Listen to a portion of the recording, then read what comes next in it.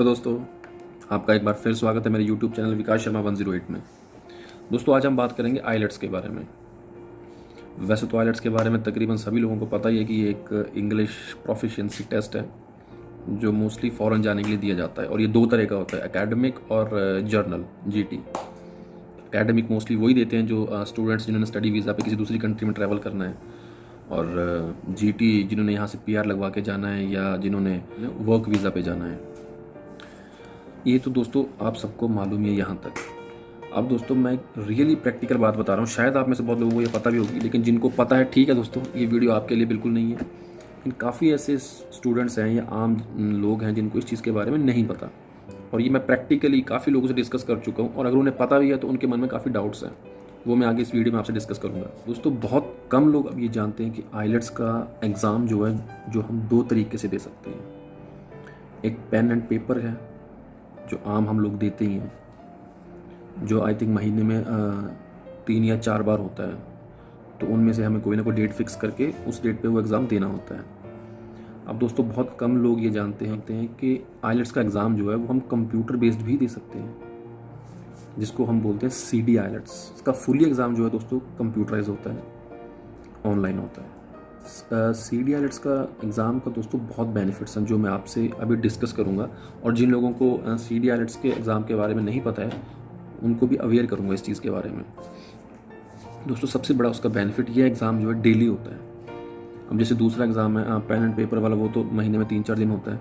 ये exam almost daily होता है, अनटिल अनलेस कोई बीच में हॉलीडे ना आ जाए या ऐसा कुछ ना हो जाए, ये एग्ज़ाम डेली होता है। दूसरा सबसे बड़ा पॉइंट दोस्तों, इसका रिज़ल्ट जो है 4 से 5 दिन में मैक्सिमम आ जाता है।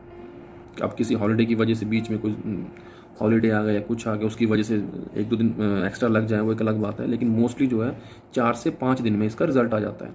जबकि पेन एंड पेपर का रिजल्ट जो है दोस्तों वो 10 से 15 दिन में आता है। दूसरा बेनिफिट है दोस्तों। तीसरा बेनिफिट, आप जैसे एक राइटिंग टास्क है दोस्तों। अब मान लीजिए आप अपना आइलेट्स का एग्ज़ाम पेन एंड पेपर से दे रहे हैं, आप कोई भी टास्क राइट कर रहे हो, टास्क 1 है या टास्क 2 है। अब बीच में आपको दोस्तों सडनली कोई लाइन याद आती है कि मुझे ये लाइन बीच में मैं भूल गया हूँ, ये मुझे एडिट करनी है। वो मैनुअल एग्जाम दे रहे हो पेन एंड पेपर वाला, तो उसमें डेफिनेटली आप वो नहीं कर सकते, क्योंकि आप पहरा ऑलरेडी लिख चुके हो। अब इतना पहरा उसको रब करके बीच में तो आप दोस्तों कोई लाइन एडिट करने से रहे, बीच में कोई लाइन लिखने से रहे। कंप्यूटराइज में जो कंप्यूटराइज जो एग्ज़ाम है, सीडी एग्ज़ाम जो है, उसमें ये बहुत बड़ा बेनिफिट है दोस्तों। आप जब मर्जी उसमें एडिटिंग कर सकते हो। आपको याद आ गया कि फलाने पैरा में ये लाइन में एडिट करना चाहता हूँ, आप एकदम से वहाँ कर्सर लेके जाइए और जो आप लिखना चाहते हैं आप लिख सकते हो, कोई परेशानी नहीं है। अगला सबसे बड़ा बेनिफिट दोस्तों, जिन बच्चों की राइटिंग ख़राब है उनको बड़ी चिंता होती है कि यार हम एक तो हमारे पास टाइम बहुत कम है, 2 टास्क हमने लिखने हैं, फटाफट लिखेंगे, राइटिंग बहुत गलत है, मतलब राइटिंग बहुत ख़राब है, जिसकी वजह से हो सकता है आप एग्जामिनर आपके बैंड्स भी काट ले। और ये मोस्टली होता भी है दोस्तों। एग्जामिनर को जब कोई चीज़ नहीं समझ में आएगी तो वो बैंड काटेगा ही काटेगा। तो ये सबसे बड़ा बेनिफिट है। अगर आप सीडी आइलेट्स से एग्ज़ाम देते हो, मतलब कंप्यूटर डिज़ाइन एग्ज़ाम देते हो, उसमें दोस्तों आपको कोई टेंशन नहीं है राइटिंग की, और आसानी से जो आप लिखना चाहते हैं आप लिख सकते हैं, और वो तो क्लियर है ही है सारा कुछ, कोई दिक्कत ही नहीं है उसमें।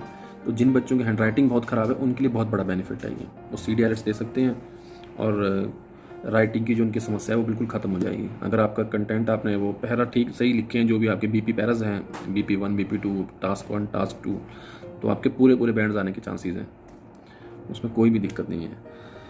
अगला दोस्तों सबसे बड़ा बेनिफिट, जैसे आप लिसनिंग करते हो, लिसनिंग में फिर आपको बाद में आंसर्स ट्रांसफ़र करने हैं शीट में, ये सब झंझट इसमें नहीं है।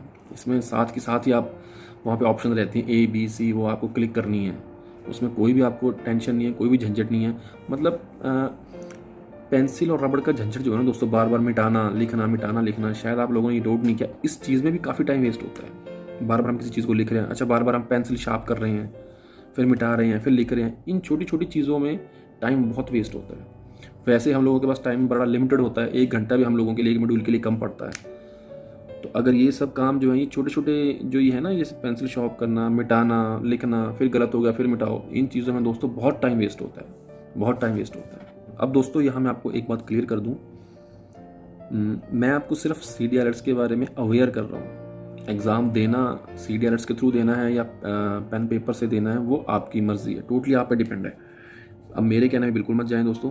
लेकिन ये बात भी मैं आपको बता दूं कि CDIELTS का जो CDIELTS एग्ज़ाम है वो वही बंदे उस एग्ज़ाम को दें जो कंप्यूटर से फैमिलियर हैं, जो कंप्यूटर को रोज़ चलाते हैं, जिनकी टाइपिंग स्पीड अच्छी है वही दें। जिनकी टाइपिंग स्पीड नहीं अच्छी है और कंप्यूटर से बहुत ज़्यादा फैमिलियर नहीं है दोस्तों, वो बिल्कुल भी इस एग्ज़ाम को ना दें, क्योंकि टोटली आपका टाइम वेस्ट हो जाएगा और फिर आप कुछ नहीं कर पाओगे। तो बाद में आपके मन में आएगा कि अरे यार काश मैं पेन एंड पेपर से दे देता। तो ये सब चीज़ें जो है ध्यान में रखना आपका काम है। जिसके स्किल्स कंप्यूटर में अच्छे हैं उनको मैं एडवाइस करूँगा कि वो CDIELTS के थ्रू ही एग्ज़ाम दें। बाकी दोस्तों it's all up to you. मेरा काम सिर्फ आपको अवेयर करना है, ना मैं आपको फोर्स कर रहा हूँ, ना मैं आपको कंपेल कर रहा हूँ।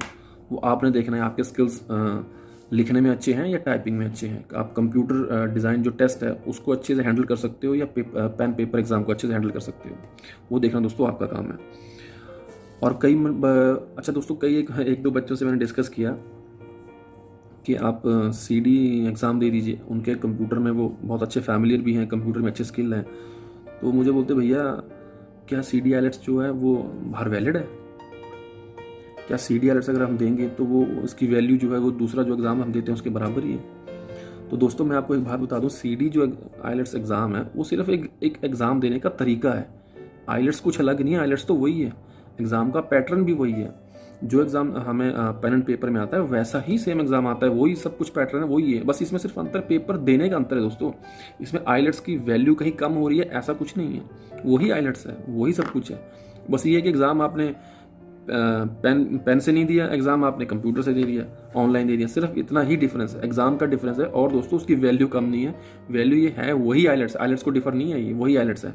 IDP ही इसको ऑर्गेनाइज कर रहा है, इसको वही लोग देख रहे हैं इसको। तो वैसा कुछ भी आपके मन में डाउट है तो उसको क्लियर कर लें।